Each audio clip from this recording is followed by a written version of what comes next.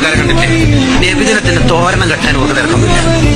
എത്ര മുടിയൊക്കെ നീട്ടിയിട്ടുണ്ടെങ്കിൽ ആ മക്കള് സംഭവം തലേന്ന് ഡെക്കറേഷൻ ബൾബ് കത്തിക്കാനും കെട്ടാനൊക്കെ ഉറക്കൊഴിയും. സത്യത്തിൽ റമദാനാണ് ഏറ്റവും ശ്രേഷ്ഠമായ മാസമെങ്കിലും നമുക്ക് ഒരുതരം എന്തോ ഒരു സാധനം ടേസ്റ്റ് വരുന്നത് റബീഉൽ അവ്വലില്ല. പൈസ ഉണ്ടെങ്കിൽ പോക്ക് നിർബന്ധം മക്കത്താണ് ഹജ്ജിന്. പക്ഷെ നമുക്ക് വേഗം എത്താൻ ഇഷ്ടം മദീന തന്നെയാണ്. അത് മഴപ്പത്താണ്. നേമത്തിന്റെ സ്കെയിൽ കൊണ്ടൊന്നും അത് അളക്കാൻ കഴിയില്ല.